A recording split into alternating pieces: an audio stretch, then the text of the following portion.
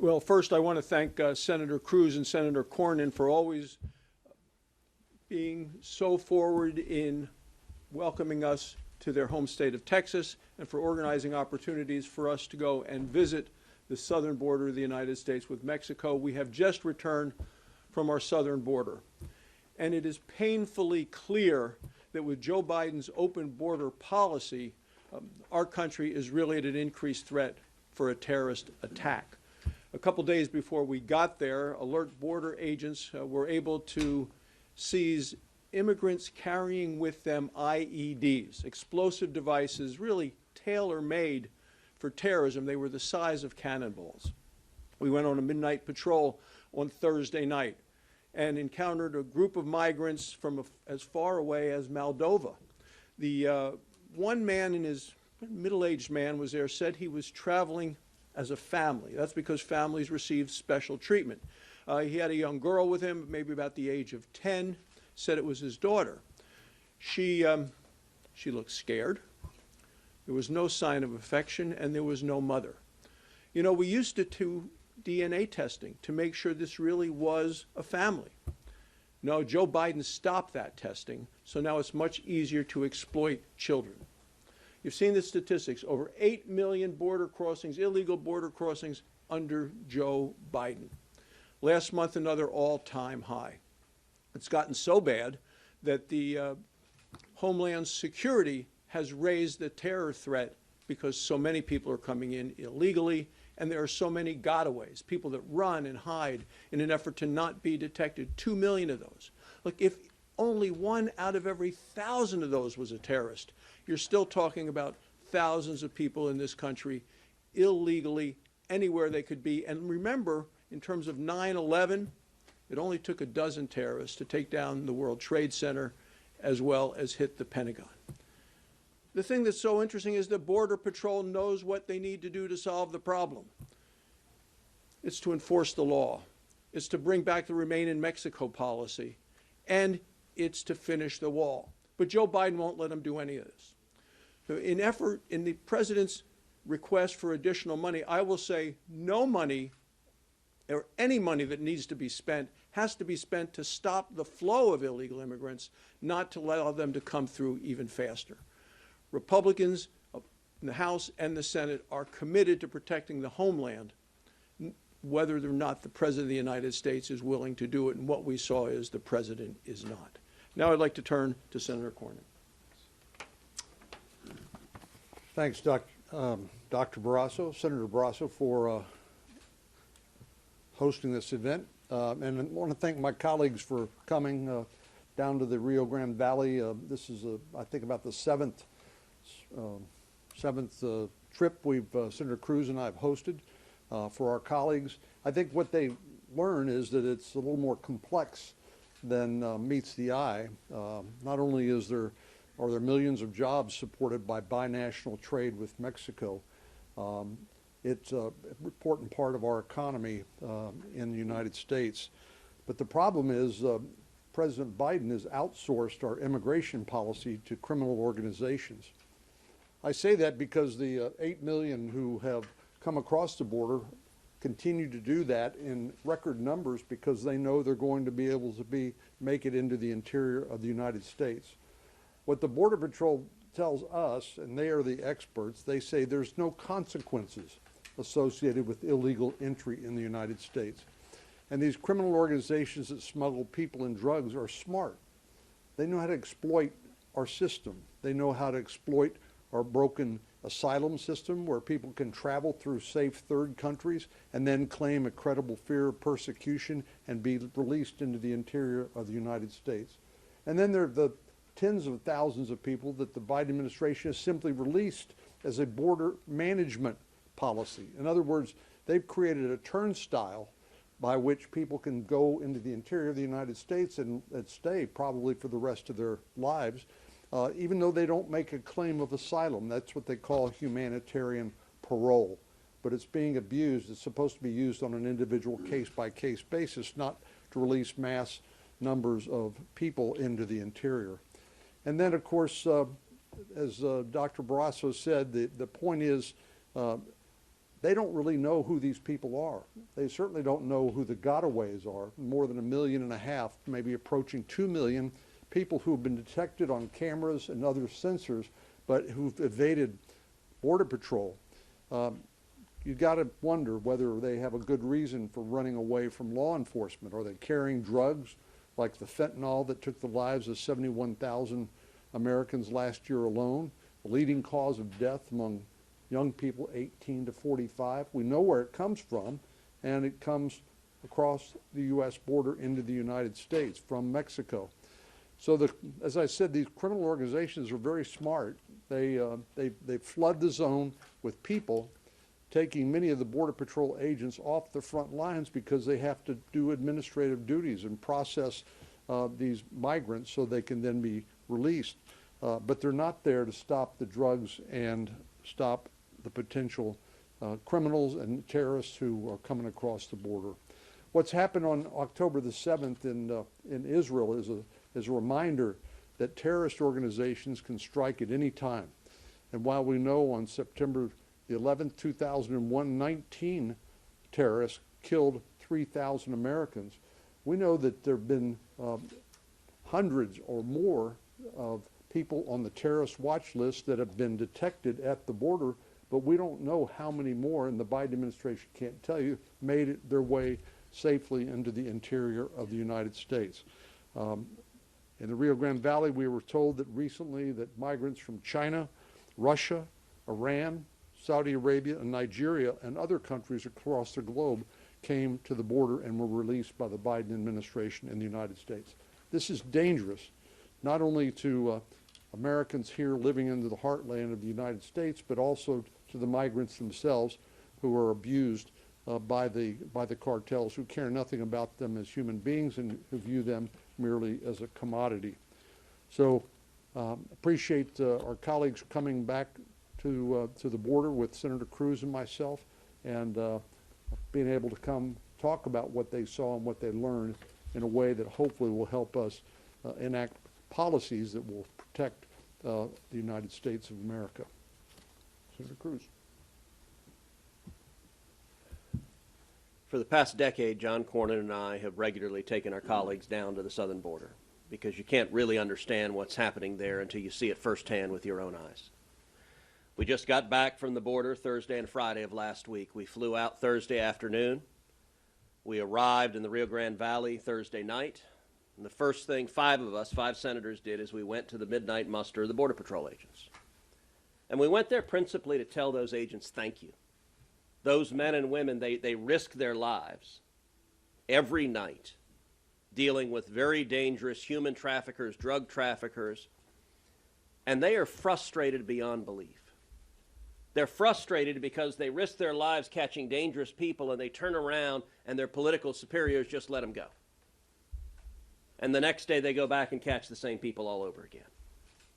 So we wanted to say thank you to them. We also wanted to listen to them. We sat there and just spent some time asking, what do we need to know? One of the things they told us about is the Biden administration just issued new guidance in the past year on pursuit of illegal aliens who are fleeing. And as they said, really what it should be called is guidance on non-pursuit. In that the Biden administration has prohibited Border Patrol agents from chasing any traffickers who are fleeing if there's anything about the flight that could endanger human safety. What does that mean?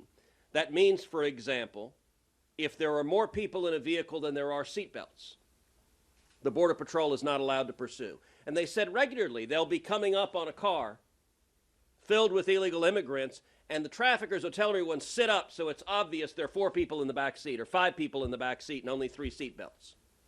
Under the Biden administration's rules, they have to discontinue the pursuit and say, go on, keep carrying your fentanyl, keep trafficking people because we're not going to pursue you. They said now routinely, as soon as they see a Border Patrol agent trying to pull them over, they run a stop sign, they run a red light, they violate a traffic law. That, of course, endangers people's safety, but they know under the new guidance, the instant they run a stop sign, the Border Patrol is ordered to say, nope, never mind, we can't pursue you.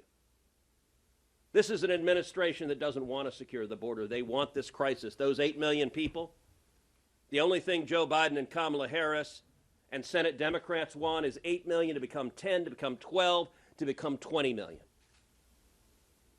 After midnight muster, we went out on midnight patrol with the Border Patrol agents. This is something I've done many times.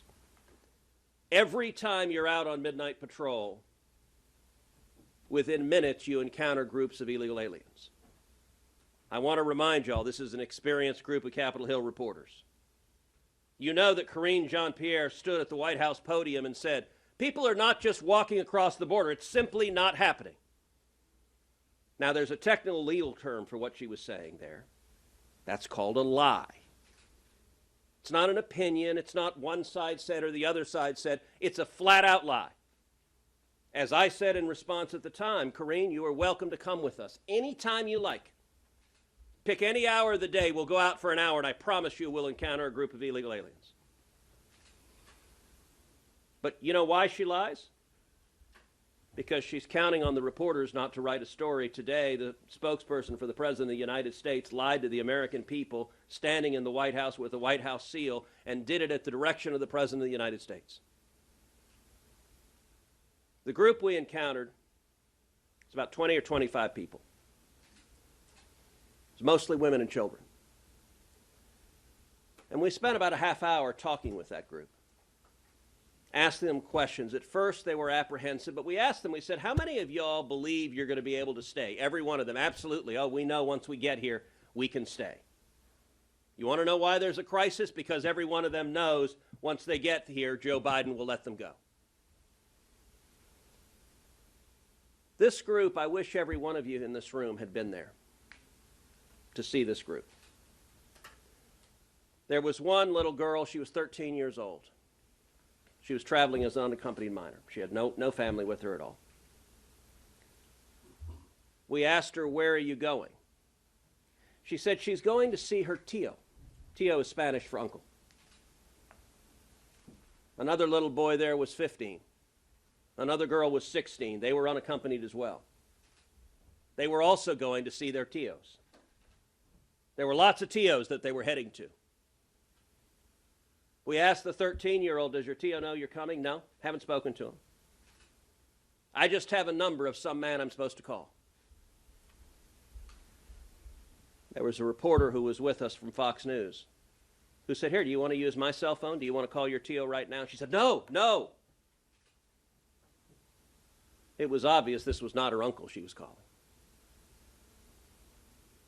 The most disturbing, John Barrasso referenced. There was a 10-year-old girl with a grown man who was about 35 years old. He claimed to be her father. This girl was terrified. He had his arm around her, but it wasn't a fatherly hug. It was more holding her in place. We asked her about her mother, and she just looked terrified at the dad. And he answered, oh, no, she stayed back. We know, under the Trump administration, when they DNA tested grown men with children, about 30% of them were not related to the kids. That's because you get preferential treatment if you arrive as a family unit. 30%. What did Joe Biden do when he came into office? One of the very first things he did was end the DNA testing. I have to tell you, standing there that night with those Border Patrol agents, it was sick watching that little girl. That man was not her father. And there was nothing the agents could do. The cartels are literally renting children to grown men. And we were looking at children that were in all likelihood in the process of being sex trafficked. Those teenage girls faced a high likelihood of being headed into forced prostitution. What is happening is horrific. It is cruel. It is inhumane. I want to encourage every reporter here, go down and see for yourself.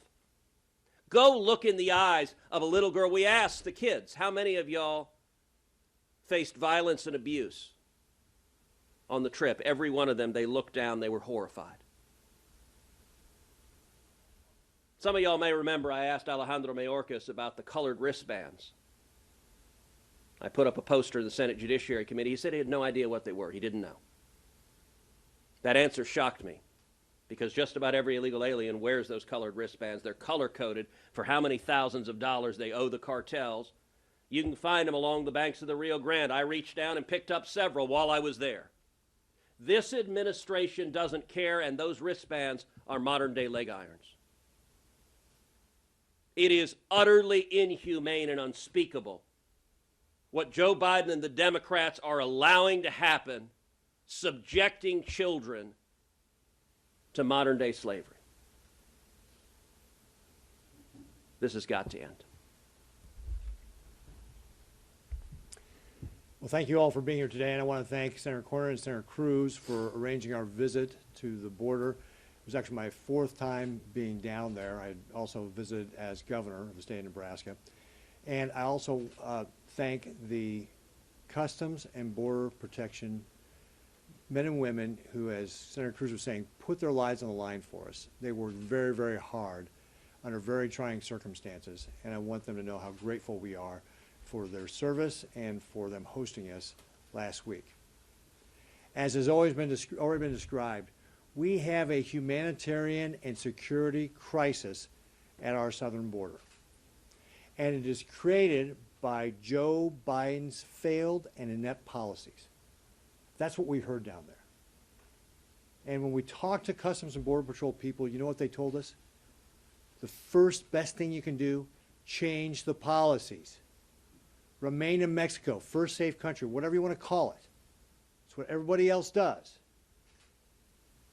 It was referenced earlier, there has to be consequences. If you do that, they said, you'll see the flood of people stopping to come here. Last month, 269,735 encounters by Customs and Border Protection personnel on that southern border. A new record.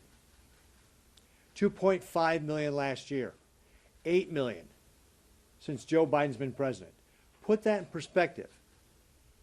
Those 8 million encounters are more than all the encounters in the Trump and Obama administration combined in just 3 years.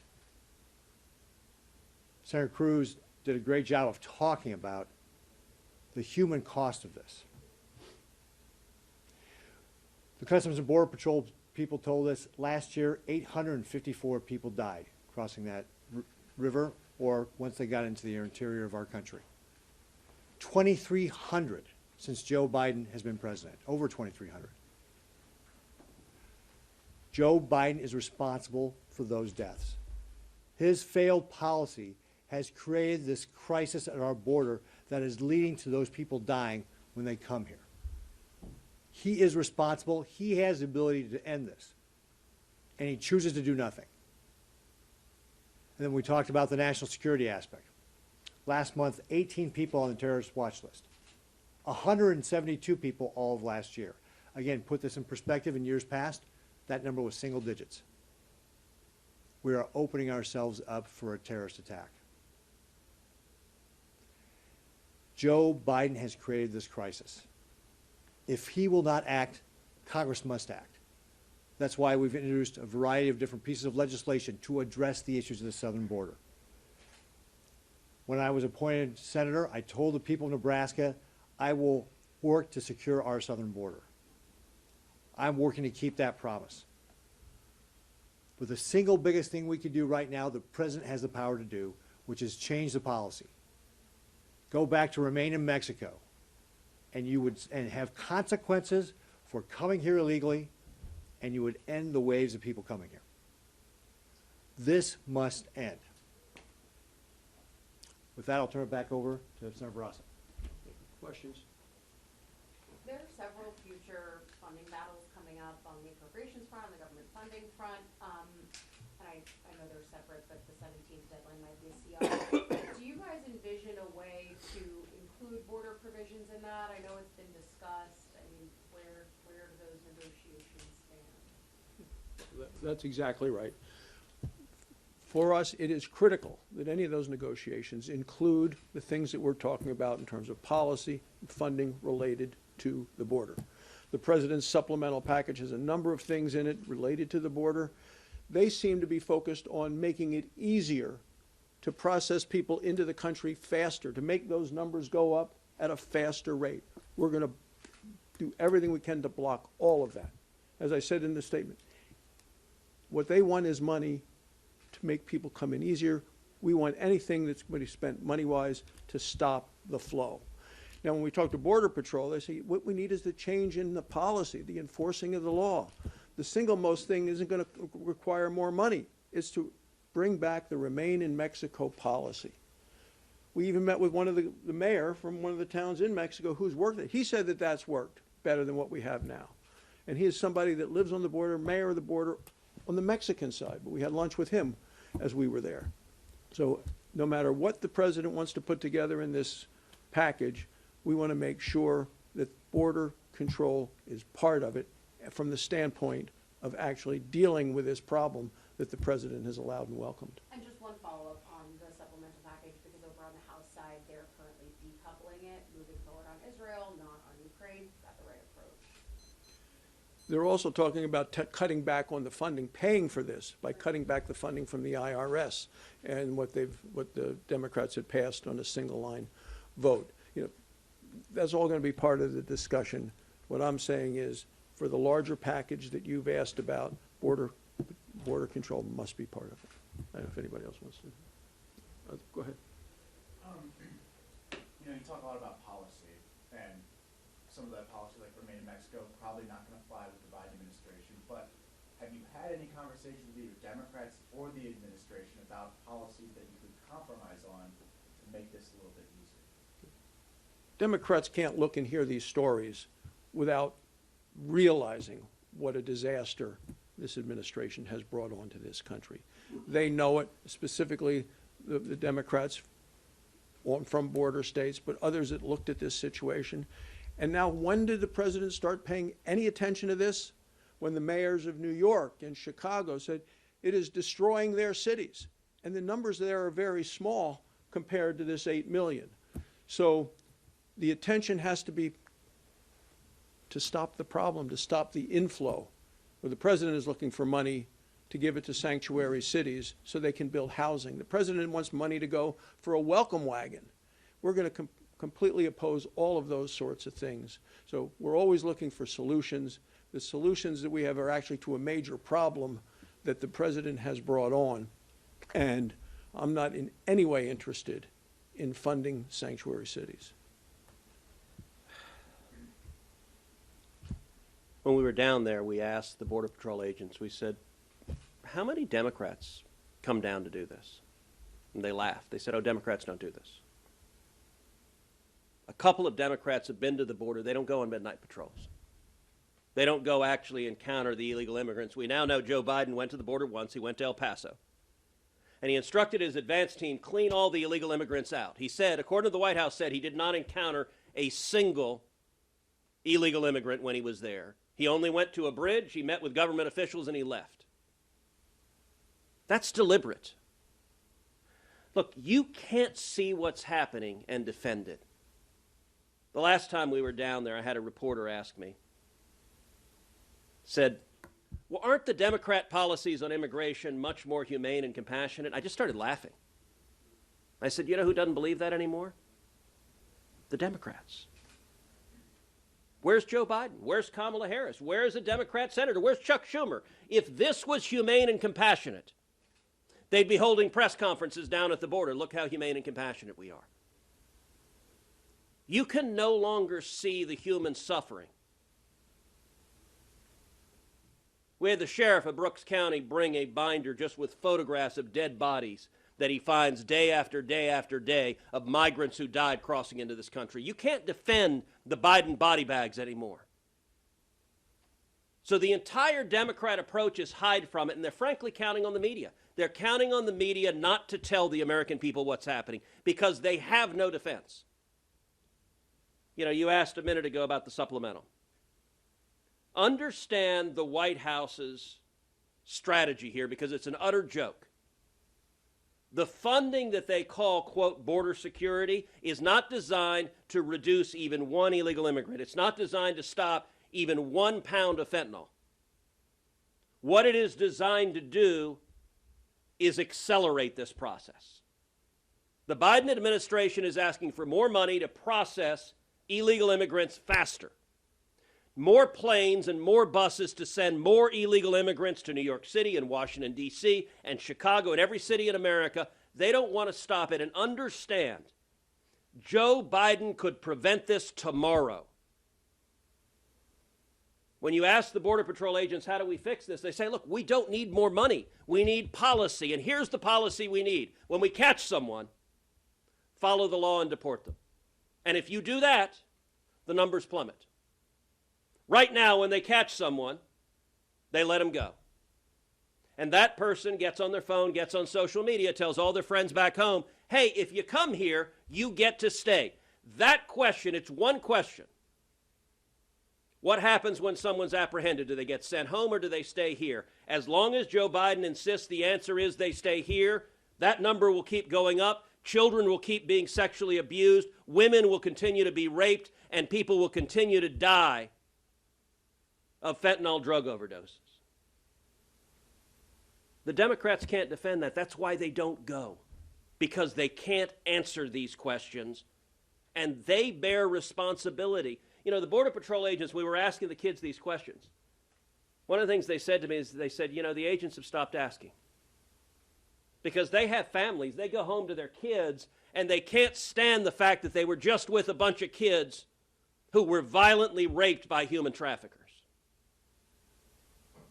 That's happening today. It happened yesterday. It happened the day before. And it will continue happening as long as Joe Biden and the Senate Democrats want it to happen. And it's utterly indefensible. Three of us have we have the Israeli ambassador right now. So, Thanks. thank you. Thank you.